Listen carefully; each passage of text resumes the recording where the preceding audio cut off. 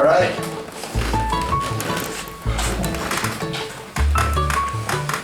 So make sure you're comfortable. You can take off a layer if you want. I had like 5 layers on. I'll leave them on actually. And let's find a seat.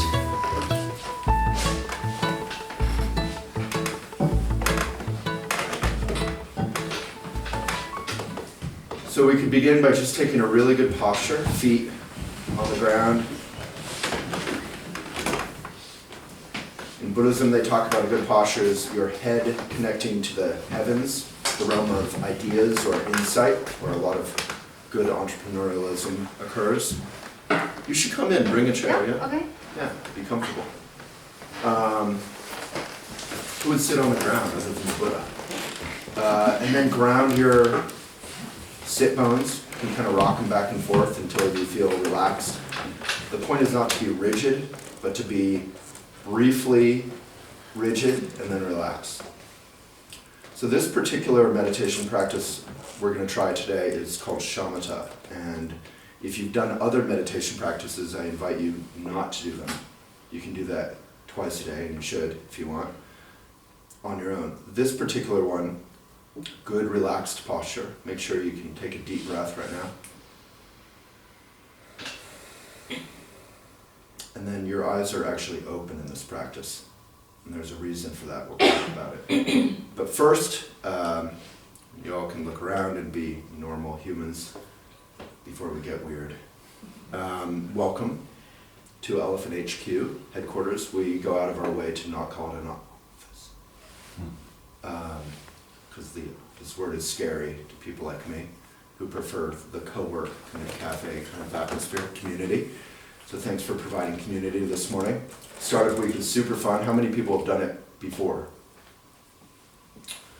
What's your favorite thing in Startup Week for those who haven't done it before? Making it to an event that's not sold out. Welcome. All right. Yeah, this is. I think the attendance is interesting this morning in terms of startup types. We all want to meditate. So there was, I think, 100 people registered for this. Wow.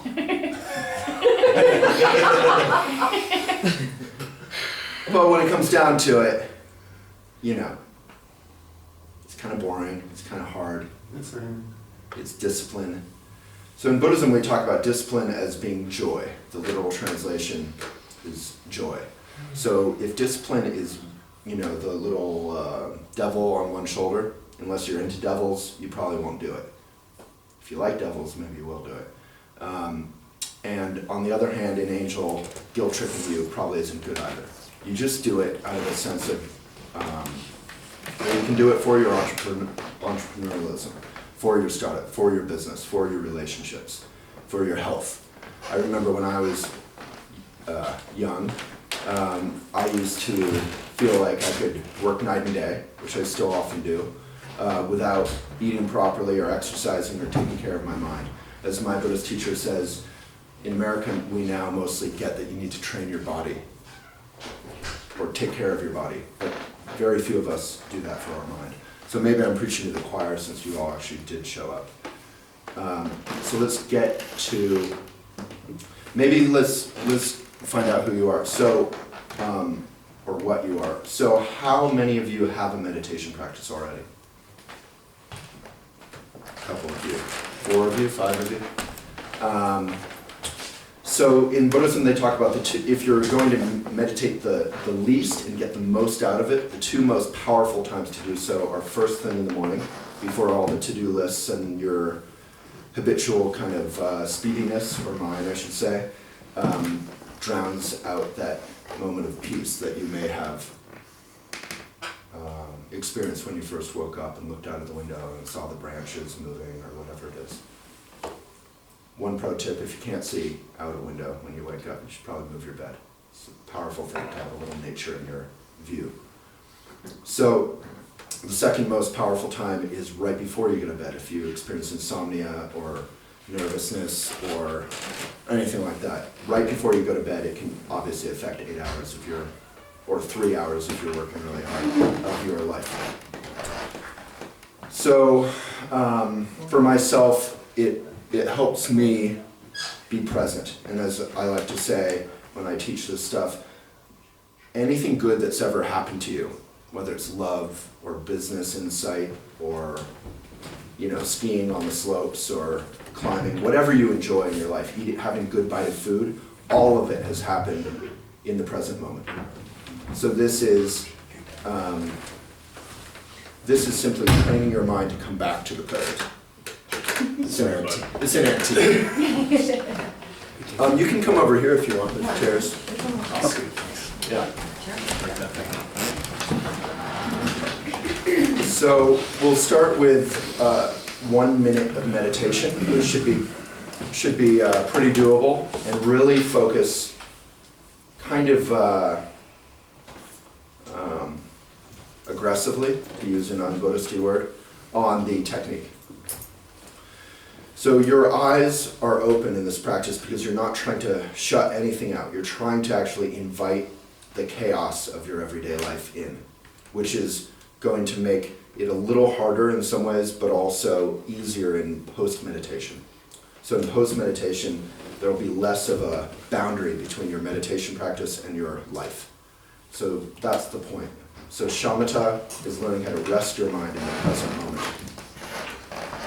Often we hop up our mind on coffee or, whatever it is.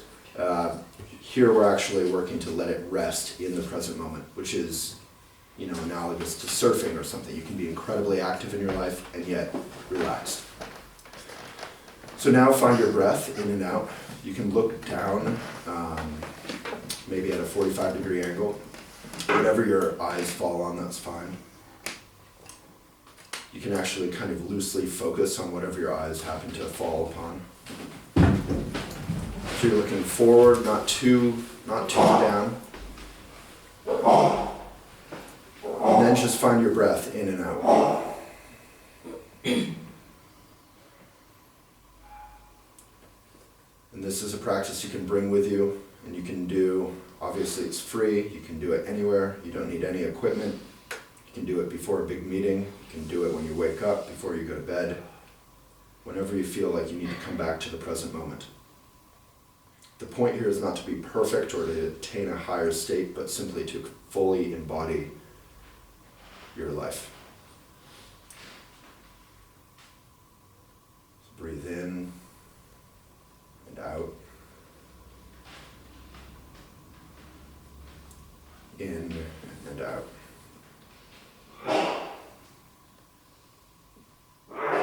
Obviously keep breathing in and out even if I don't instruct it or experience difficulties. It's Buddhist humor. It's pretty funny, as you can tell.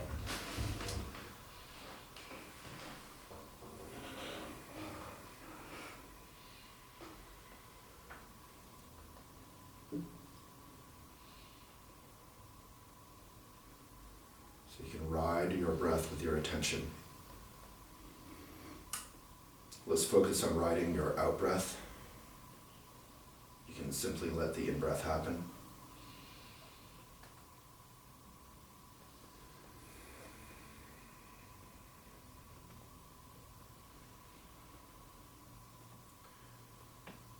Okay, so by now most of you will have had some thoughts. Have any of you noticed thoughts in your head about your day, about something that's been troubling you, about a fun idea, about a cookie, about lunch, whatever it is? Good or bad, happy or sad, it's fine. So you just notice that, and with your mind you say, thinking. You just label that thought, thinking. Ah, I'm thinking. And you return your attention to the out-breath. Let's try that.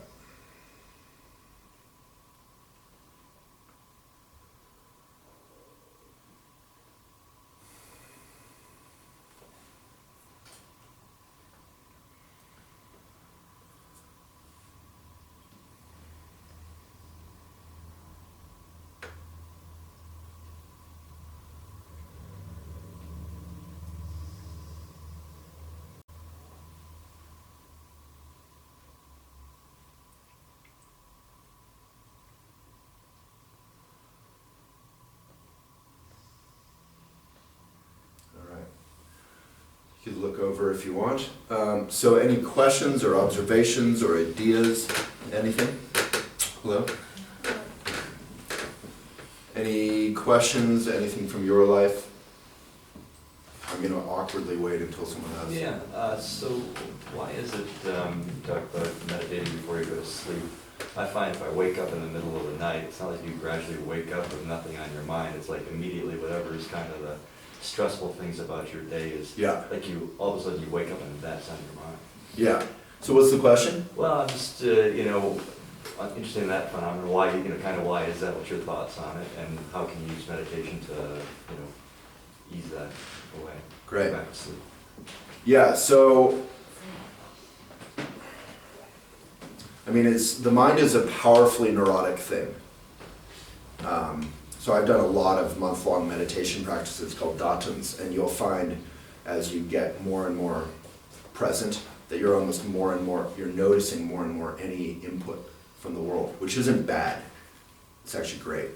But your mind's ability to cling on to an annoying Katy Perry song that you heard for 20 seconds in a cafe like 3 days ago, which is not the song you want in your head, or to think about a friend who you've had an argument with for 4 days, and you'll literally find your mind, like I think Calvin and Hobbes had like a cartoon on this, like strategizing and replying to the person and making them understand how wise and cool you are, or putting them down in a really interesting way, or having this like beautiful heart-to-heart connection with them, all in your head. Like your mind will try different strategies until you've figured out one that feels good to your ego, perhaps, and then you actually try it in real life. So what we're going through in this world is, from a new agey point of view, no one should leave their house, because you're just running into neurotic strategizing people all day long.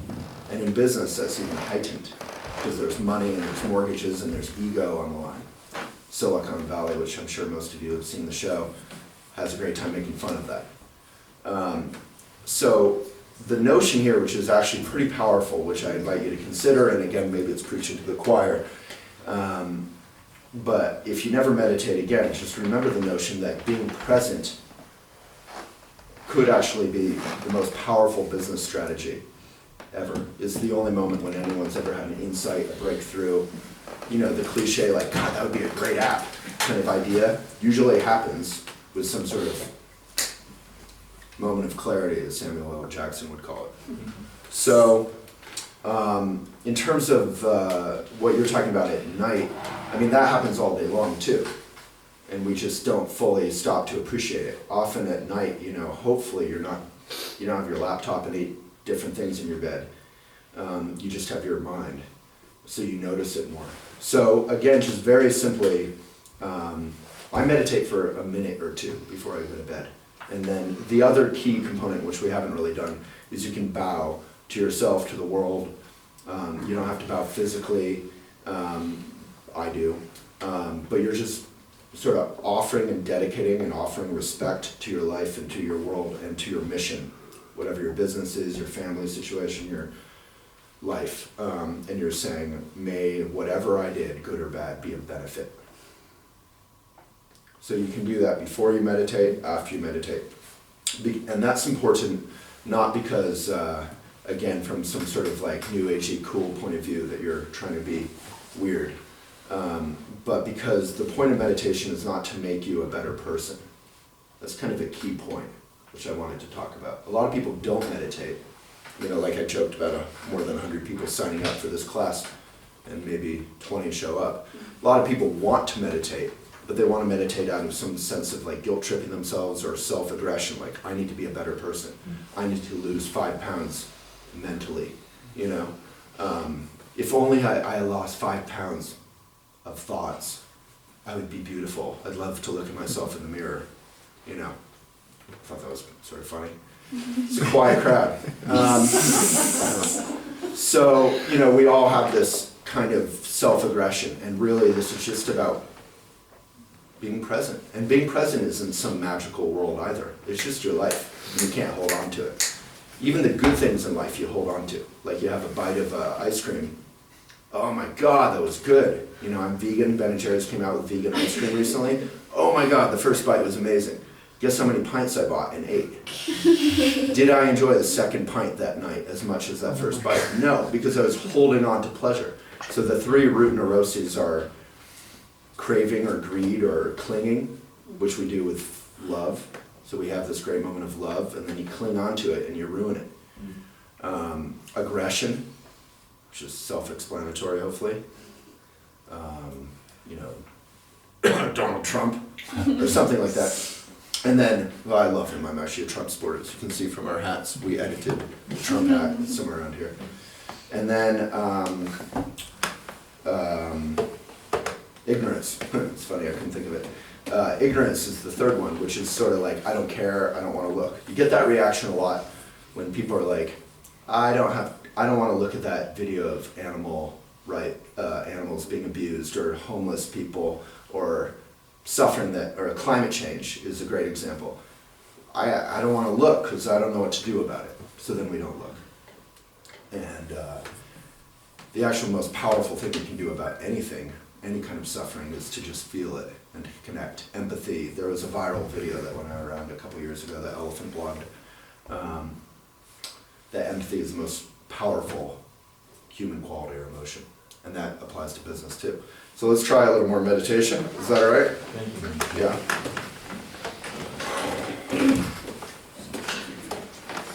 So I'm going to say a lot less here. Just follow your breath in and out. Good posture. Eyes open.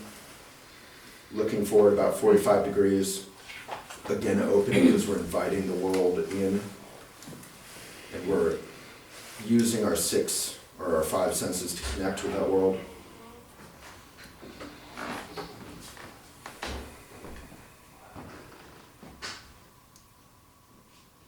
So just ride the breath like a little surfer. Your attention is a little surfer on the wave of your breath in and out.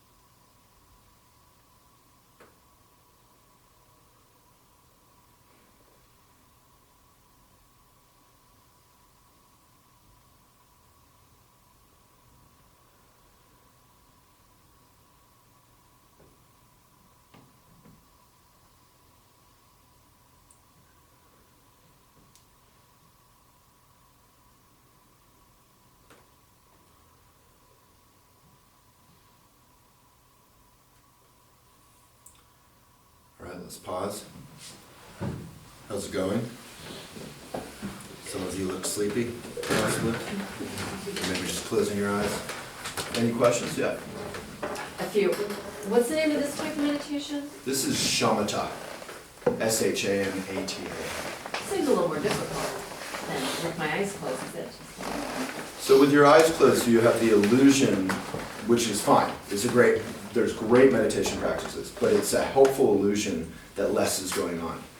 The point here has a little more sense of humor and challenge, and you're correct, it's harder. In that there's a quote that says chaos should be regarded as extremely good news. So if you live on a mountaintop like Kerouac in Big Sur, you can have the illusion that your life is sort of peaceful. But as another quote goes, wherever you go, there you are. You could find that you go to that mountaintop and you're, full of boredom or thoughts or longings or frustrations, whatever. You could find yourself getting incredibly neurotic, as a lot of Buddhists do, about very small things like bugs or whatever. There's a great book for further reading. It's very short, called Zen Mind, Beginner's Mind by Suzuki Roshi, and the symbol in that book of enlightenment is the fly. The fly bothers you. The fly also wakes you up. You could be in your self-serious, I'm going to be a Zen enlightened Roshi thing, and the fly is just like bringing you back to earth. And that's the notion of shamatha. You're coming back to earth, and earth is real, and you're coming back with a sense of gentleness to your life, to the present moment. So closing your eyes is fine. Particularly in the morning, having your eyes open might be helpful because of the thing called falling asleep while you're meditating, which happens to a lot of meditators. But really it's just the notion of embracing life. You're not trying to shut out life. You're trying to work with life and society. And as all of you are interested in business, I assume, startups, you're trying to engage in the world in some way. So it can help you do that in an insightful and precise way. And I have just one more question. So I was invited to a 10-day meditation silent retreat, and I don't have experience with this. Would that be an insane notion, like for me to take something like that on? Where is it, or how long? Or? It's actually all over, in and out of the United States. It's 10 days. Dharma. Vipassana. Okay, and I almost did it, and then I got really afraid because I thought, gosh, I have a hard enough time doing it for 10 minutes. Yeah, I mean, for so a lot 10 hours. Yeah, Vipassana retreats have become pretty hip or cool or acceptable in startup communities and all that. I think it really depends, frankly, on where and the teachers, and if they're just throwing you in a hole and saying meditate for 10 minutes, that's probably not great. No, you meditate the whole day except for eating. It's all, Right, that's my analogy. Like if they're just throwing you in and saying good luck, that's probably not super helpful, because for the rest of your life you'll think of being present as sucking. But if there's a lot of like a meditation instructor, like I have an MI, if there's lectures or teachings, if there's meditation walks, if there's some kind of helpful structure and teaching going on, highly recommend it. There is. And it's Okay. fantastic for your work or your family or your love life or whatever, like all of it. I mean, think about it. Most of us go through most of our lives without ever bothering to get to know ourselves, which is called Maitri, which Pema Chodron, if you want another book recommendation, the number one would be Pema Chodron. Can you She's very, spell that one? yeah, just how it sounds. I'm kidding. Pemachodron. Oh, and I would have said, come at children. Yeah, Pema Chodron. She's very accessible. She was on Oprah. Everyone loves her. She's sweet. She's feisty. She's cool. And I would read her, what's the book for those of Wisdom of No Escape, where she talks about, is actually talks taken from her leading a month-long retreat, which is what I personally recommend is the Weekton or the Daten. A Weekton is obviously 1 week, and a Daten is 4 weeks, a month, and a moon cycle, which some of you may be familiar with. And that's what I've done a lot of, and I know that structure of Vipassana. I'm sure it's great, but I'm not sure because I haven't done it. Okay, I just wondered, because I never shut my head down, ever. Well, It's but very that's not difficult. what meditation is. Your language is very interesting there. You're not shutting your head down at all. If you're looking for peace, meditation is not the way to go. So what is it, just like coping with everything that's going on and really kind of dealing with it and You're not trying to get seeing rid it, of or- anything. You're not trying to get rid of anything. You're not trying to get rid of anything. You're not trying to be a better person. You're not trying to find peace. You're trying to be present with whatever goes on, which is actually kind of unconditionally powerful. Think about it. Like, is the rest of your life going to be peaceful? If so, the kind of meditation you're talking about is right for you. Like, nothing is going on, and I'm happy, maybe.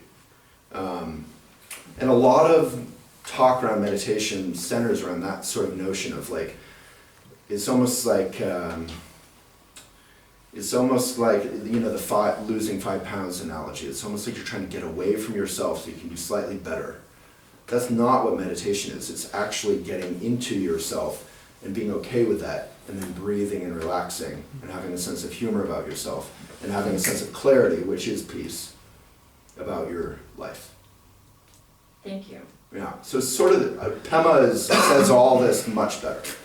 Or Trungpa Rinpoche, who was her teacher. Trungpa was a great Buddhist teacher. And a wild and crazy guy.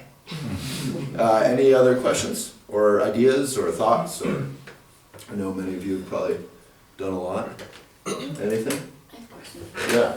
I noticed a lot, like, it goes right off of what you were just saying with this idea of like accepting what is and being mindful of that instead of looking to alter it or change it or adjust it. But when you're in that mind, just like going off the theme of like startups and business where when you're inundated with just a million things. Yeah. Because naturally I find myself like it's easier to say I'm gonna meditate when things are calmer for me as opposed to like when I'm in this, when I'm in the whirlwind. And I could feel that change of pace, you know, for me, and I don't like it. It's like I know I desire to step back sort of and observe it more, but do you have any suggestions for like when you're in that, how to like say, okay, time to pause and just notice?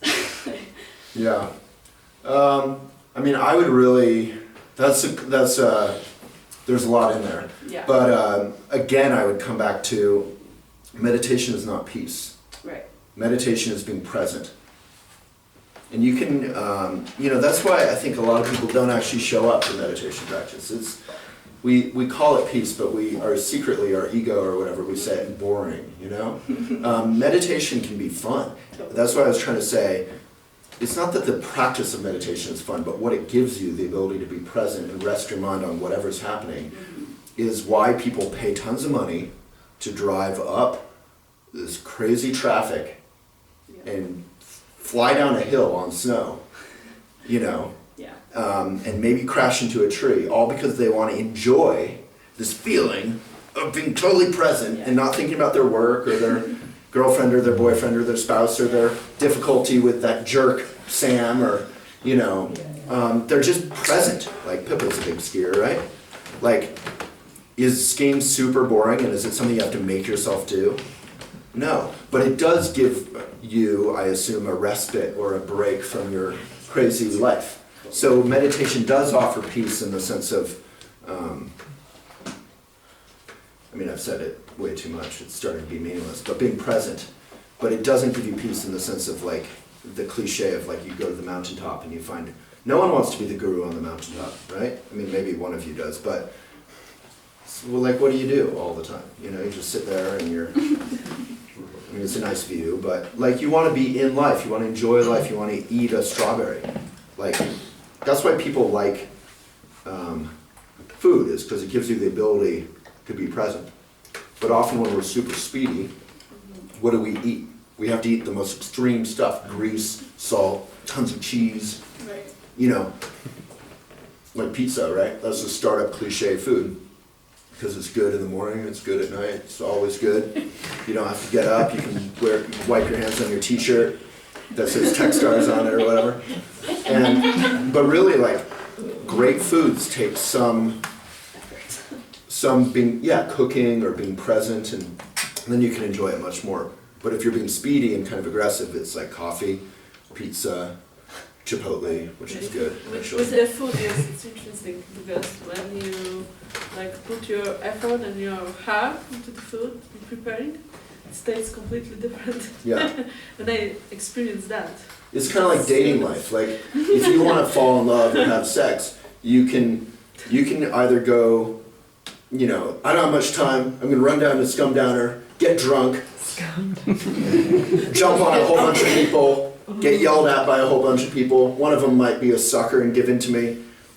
That's like the pizza equivalent. That's not a necessarily very fulfilling or meaningful. It's actually not even that funny. It's like really sad. You're taking out your speed and aggression. I'm not telling you not to laugh, but it's like, it's you're missing out a little bit, and they're missing out, and this world is full of people just trying to use each other. And instead you could, you know, I don't know, you could just talk to people and have a sense of humor, and maybe you connect, and then you can go home and like make love to some like R&B and, you know, whatever. I've got something to say about her entrepreneurial question. So I often find that a chaotic day, they're called black days in entrepreneurs, and they're often followed by sunny days. Like yesterday I was very peaceful because I was facing chaos before, and all of a sudden I knew what to do. I had to go through that chaos, and then the action, I was peaceful.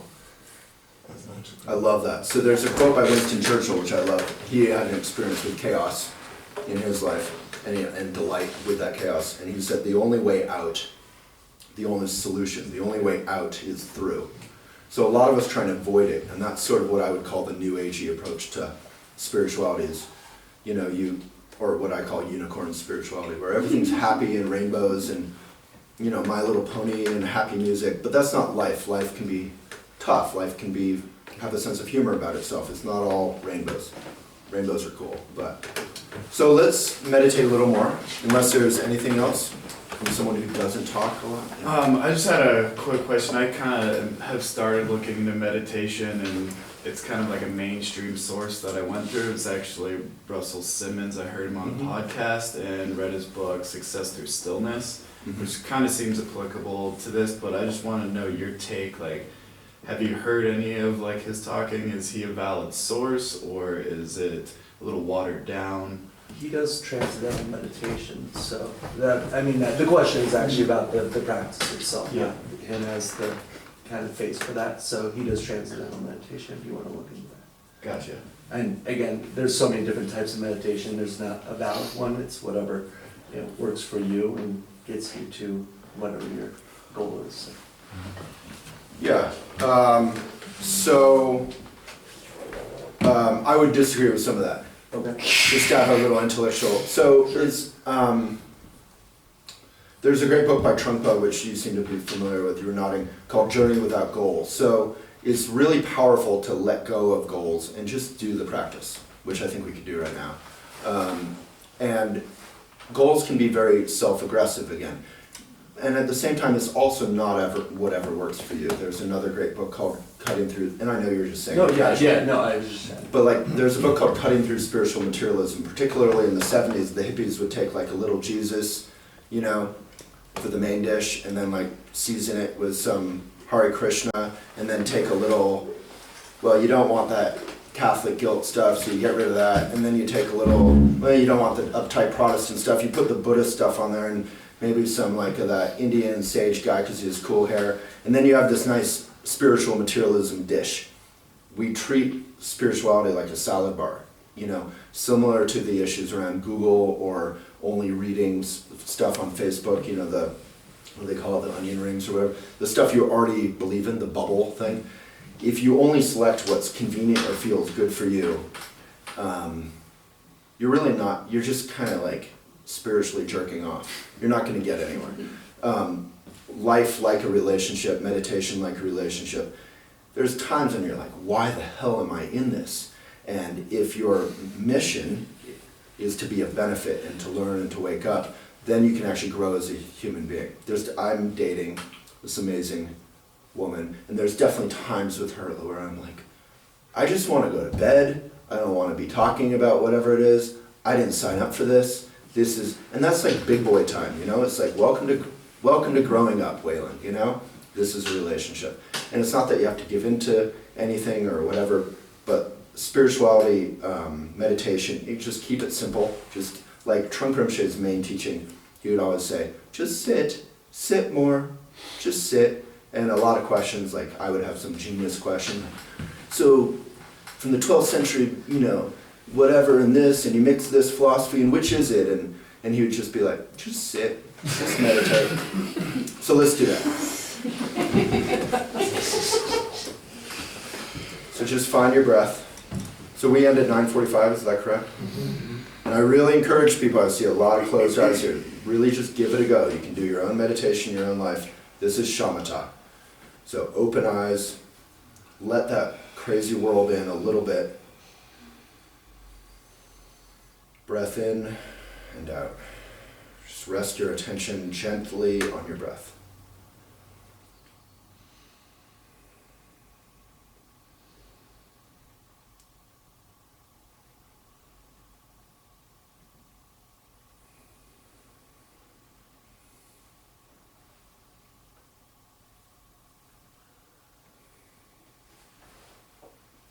If you have a thought, label it thinking, gently, and return your attention to your breath.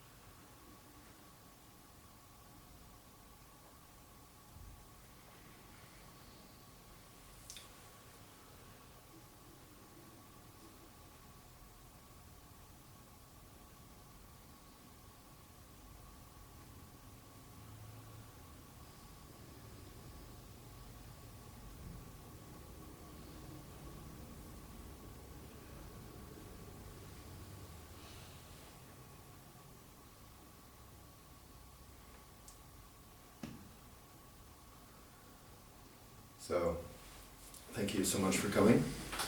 I would just add a final thing in Buddhism, and it doesn't matter if, I don't care if anyone here is ever Buddhist or interested in Buddhism, we're just talking about it, hopefully from a helpful point of view. There's the teachings and there's also the community. So community is kind of what startup or what business or what family or what livelihood or what elephant or any office is about, or society, politics. So the point of all this isn't just, again, to be peaceful, but to be able to be of benefit to the world and in the world and in your life, which we haven't talked about much. And I feel like often with meditation, it's all about me, ironically. So remember that the point of this stuff is that you can be of benefit. You can turn your phones back on, go for it. They've been off for half an hour. What are we gonna do? And Elephant, I invite you to connect with. We've reached 35 million readers a month at our peak. We've been #1 in the country on Twitter for green, social media green. I feel like being environmentally and socially responsible is an outward expression of mindfulness. There's going to be a B Corp party with free food. Check it out. It's my friend Corey, who I grew up with in the Buddhist community here, down at Dojo 4. And there's a lot of great events. Startup Week is super fun. So have a great time. If any of you want to write on Elephant Journal, it's very easy. The write button's on every page of Elephant Journal. We do have these making fun of Trump hats. We have books about mindfulness and relationships. Mugs, whatever, you can check it out, or you can just get the fuck out of here. So thank you so much. Let's end with a bow, a dedication of mutual respect, and may it be of benefit. Thank you. Thank you.